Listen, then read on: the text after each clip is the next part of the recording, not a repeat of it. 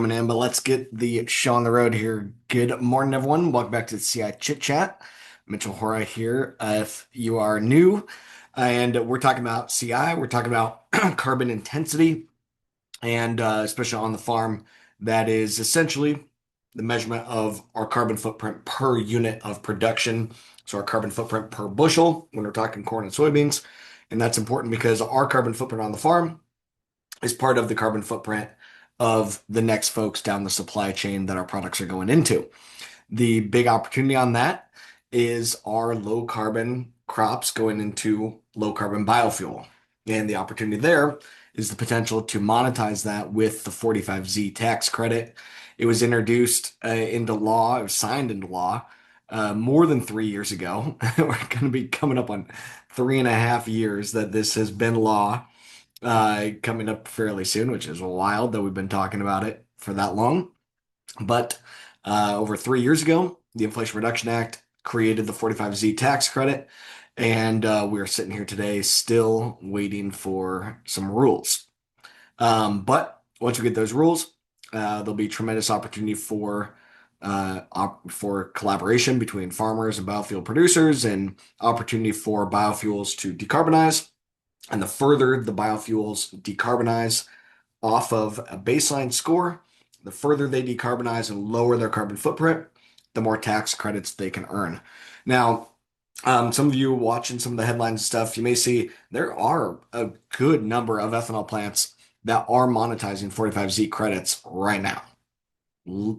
Plenty of it going on. Some of those ethanol plants are generating the tax credits and utilizing them themselves.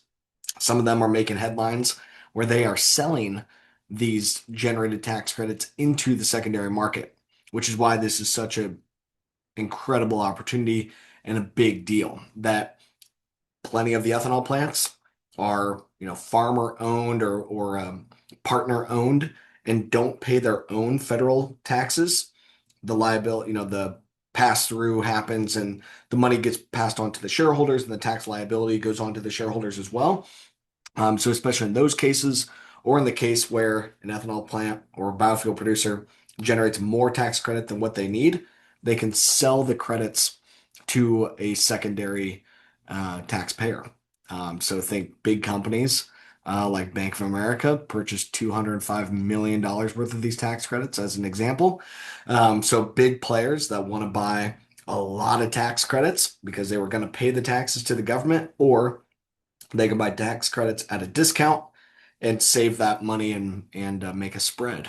So, big opportunity for folks to be able to do that. And there's a very hungry market for purchasing tax credits, and we're seeing biofuel producers take advantage of that. So, if you are involved in your ethanol plant or a biofuel manufacturer, you may want to see, what is going on there. And I've had Faith from Mickelson and Co. on the show before, and done webinars and stuff with them. They're one of the tax credit brokers that's really big in this space, and somebody that we can make some connections with if folks need that. But so tax credits are being generated, but for clarity on that, most of the CI reduction that's happening with those plants that are monetizing their credits today, they're doing it because they either already have a carbon capture system, like a carbon pipeline, or they can capture their carbon and inject it essentially directly underneath where the plant is located. It all depends on the geologic formation that you have underground, like 2 miles deep in the ground. Is there the right geologic formation to be able to pump this liquid CO2 back underground? If you can do that, you can sequester it right there, or take the carbon, put it in a pipeline, and ship it somewhere where it can be sequestered. So that's the big space where there's companies that are monetizing these credits in a big way. But hearing plenty of chatter about ethanol plants that are going to be able to monetize their 45Z credit, even with some of the things that they are doing in regards to improving energy efficiencies, utilizing things like combined heat and power, or purchasing renewable energy credits.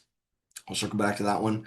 But renewable energy credits or even the indirect land use change being gotten rid of may be an opportunity there. Now, that indirect land use change component some of you that are paying attention to all this, right? In the big beautiful bill, they said we're not going to recognize indirect land use change. Just take that out of the equation. That helps all the biofuel producers lower their score by getting rid of this concept of indirect land use change, essentially meaning if this if this ground wasn't being used to produce corn for ethanol, maybe it could be prairie or a forest or something like that. And so it's kind of a goofy, weird concept, at least in the US and on a lot of this ground that we've been farming for 100, 150 years.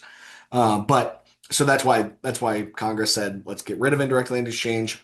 That helps everybody lower their score, but that provision doesn't take effect until 2026.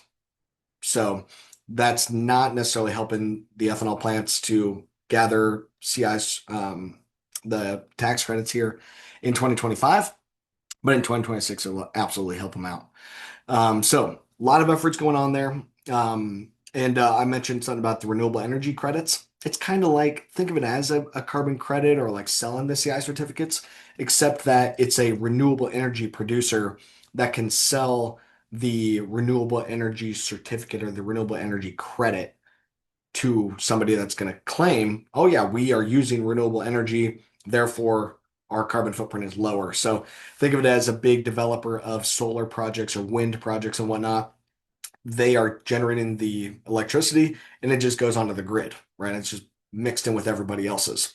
So you can't actually have traceability of where that renewable energy was generated and where it was ultimately utilized because a lot of it is just going on the grid and you or I may be using it. We don't know. So in that case, those those renewable energy producers can generate the REC, renewable energy credit, and sell that to anybody. And in this case, an ethanol plant could buy those credits and utilize them to say, we are utilizing renewable energy and have a lower CI score. This one is facing a bit of contention in Washington, D.C. right now because, Trump administration, they're like, hey, we don't want, there's some folks that are saying we don't want the ethanol plants to be able to use renewable energy credits because all that's doing is channeling money through the ethanol plants over to wind and solar developers, which this administration doesn't necessarily, like and doesn't necessarily want to enable them further. So that's why there's a bit of contention on it. But there's a lot of industries that can utilize these renewable energy credits. It's a book and claim approach. It is legit. I don't see a reason why we wouldn't have all the options on the table as we're looking at decarbonizing, but we'll see. So that's one of the things that's in contention.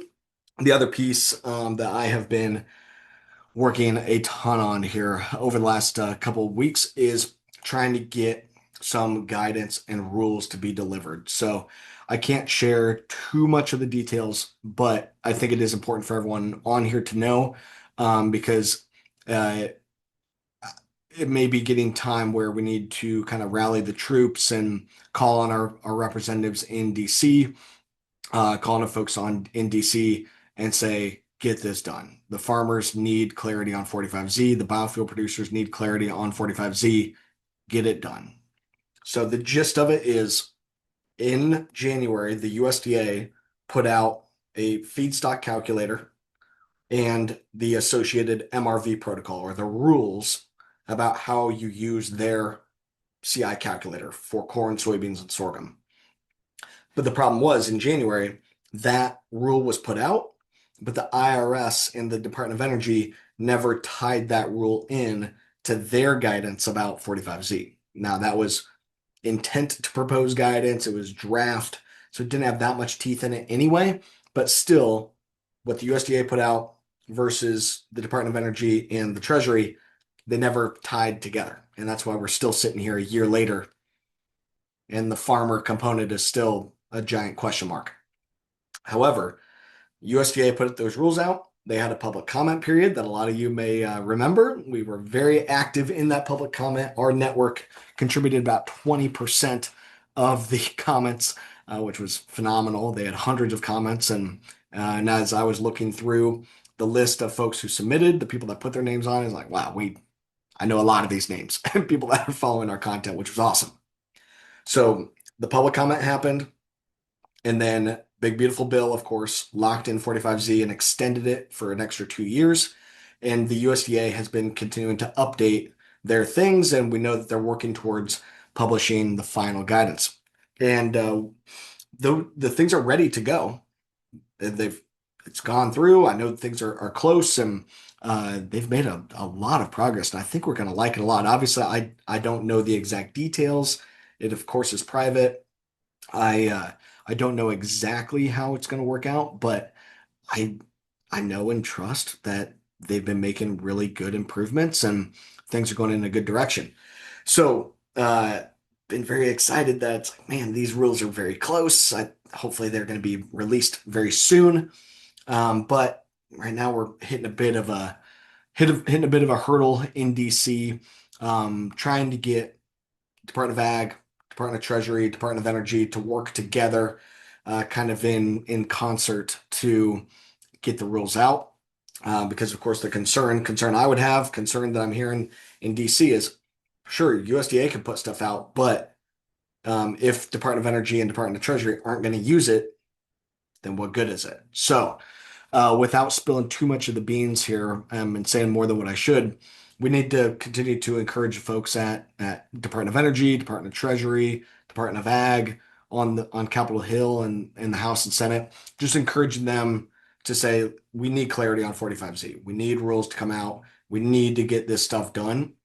And I think they're hearing part of that, but not they're just not hearing it enough, is what I'm gathering in my conversations that I'm having, which is frustrating because I feel like we have been just hammering on it for 3 years that I've been working on this thing. But we got to do more, and thought we were doing all that we could do, but we got to do more to encourage our elected officials and appointed officials to get these rules out, get farmers clarity that we need some help and we need some guidance. And unfortunately, I think some of these the bridge payments and some of these efforts that are going on, uh, obviously, uh, I won't go into my personal thoughts on it too much, but farmers need help, right? But we need some real long-term solutions, not putting the government in more debt and a bailout. So 45Z, I believe, is part of those real solutions, domestic, stable solutions that can be built up and make us not as susceptible on these foreign markets that clearly we cannot depend on. So, um, but regardless, it's been, what's happened has happened, and things are a little bit off track right now, and we need to figure out how to get them on track. And obviously, I'm doing all that I can do to get them back on track. So, if you've got connections in DC, excuse me, if you got your connections in DC, I would encourage you to reach out to them saying, hey, can you check on 45Z and getting this done? We need to get these rules out, and especially encouraging collaboration. That ultimately was what was screwed up in the previous administration is the different hands were not talking to each other, and they all put stuff out, but it didn't really do anything. Where now this administration understands that they've got to have that collaboration. They've got to have things working systematically. And so we need to encourage them to get that done and get it done as fast as we can. Because I know that things are ready. It's just about hitting send and getting it out there. So, and these rules should give us tremendous clarity on the farm, tremendous clarity about how the farmers can be utilized by the biofuel producers to decarbonize, what practices are going to be included, what CI value we're going to get for those practices, details or updates about how to verify the practices, which we've got that part done in spades and don't anticipate there will be a lot of changes there. But some of the details of the practices, that's ultimately what we need to get clarity on.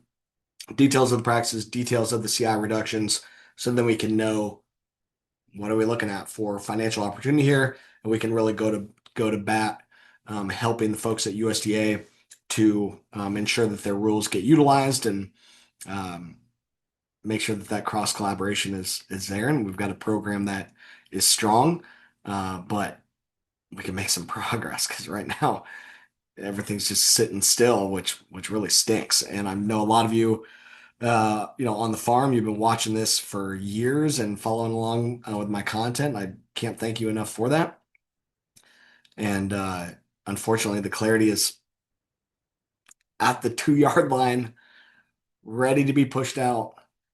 And for whatever reason, they're just not hitting send right now, which is just super frustrating. So anyway, without going into all the, spilling too much beans, um, definitely the time to call on our trade organizations, call on our elected and appointed officials saying, hey, we need this clarity. We need 45Z to get done with the farmer component included, the feedstock component included, because right now that is not. There's no actual tie-in for farmers in the 45Z program right now. It is more money for the biofuel producers that may trickle down and create some additional market access for farmers. But obviously that we haven't seen that in this first year of the program. Market's basically the same as what they were a year ago. So, but anyway, so things are happening. I'm pulling all the strings that I can to try to make sure that this happens, and that farmers get the clarity that we need. But it's a battle. It's an ongoing battle. So, but that's DC. So that's how it is. But okay, enough on that. And I will obviously keep everybody posted that as soon as we get any clarity, movement, things happening. Obviously, everyone here will be the first to know about it, and we'll make sure everyone is 100% up to date with the latest and greatest and knowing what's going on. I was really hoping that we were going to have some major exciting news here anytime. Maybe it'll still happen. Maybe maybe we can still get it done. I don't know. So it really stinks. But other than that, other things we got going on here at Continuum. Some of you on here have done soil sample with us in the past. We always do, historically we have done kind of a end of the year pre-sale for spring soil sampling. Usually we charge $12 an acre for our Haney soil health analysis. We call it Right Way. It's zone-based soil sampling using the Haney test. Normally $12 an acre, which includes soil sampling, the lab analysis with the Haney test, variable rate fertilizer recommendations, the consulting and stuff to dig into your data, access to our software to map everything and get all of your recommendations and stuff. And for between now and the end of the year, it's only $10. So $10 for kind of our early bird sale. So especially if you want spring soil sampling anyway, and you want to show the expenses in this calendar year, or you want to just take advantage of the discount, it's an awesome opportunity to do so. And so the Haney testing is what has been the foundation of this company and measuring soil health. We continue to do it on our farm, and it's helped tremendously. We had our best yields ever this year with super low fertilizer inputs, and things are really working and making us, more resilient. And again, that's where, on the personal side, it's like a $30 an acre bridge payment handout. I think there's better solutions, I guess, is without going into it too far. Obviously, I know that there's a lot of farms that are struggling, and we need all the help that we can get. But we need long-term stable solutions. Obviously, I think everyone's on board with that, but um, farming for government is I just don't like that strategy. So, and even with 45Z, you could say like, well, dude, you can't be complaining about one thing and taking the money over here. I 100% get that, and I wish 45Z wasn't a government deal. I wish we could go build it out in the free market, but been trying to build free market programs and stuff for 7 years now. I've been involved in that space. They're just not really working out. Where utilizing the 45Z program sets a new precedent where we can have precedent about how to measure farmers' carbon footprint, how to verify, how to track it, how to monetize it. That sets a precedent that can be taken into the free market and outside of biofuels, outside of tax credits. So, and the tax credit will go away, right? It's currently until 2029. But we will see. One of the other updates was just last week there was a bill introduced in DC that would extend the 45Z credit again, and this time extending it to 2033, and it fixes the financial opportunity for SAF. So in the big beautiful bill, they reduced the total tax credit value for SAF from $1.75 down to $1. This bill that was introduced would put it back up to $1.75 and extend the program an additional 4 years, which would be awesome. But extending things and doing all that obviously doesn't matter until we get the rules. And we really need to encourage our folks in DC, get it done. Like it's there, it's darn near at the finish line. Let's get it done. So anyway, that's all I can say about that. So, and with that, I can let you guys go. So I got to keep working to try to save this thing and make this happen. So anyway, we'll be in touch and keep fighting the good fight here. But other than that, have a great rest of your day and week. And be careful if you're outside working on the farm in all this cold. So careful out there, and we'll catch you next time. Thanks, everyone.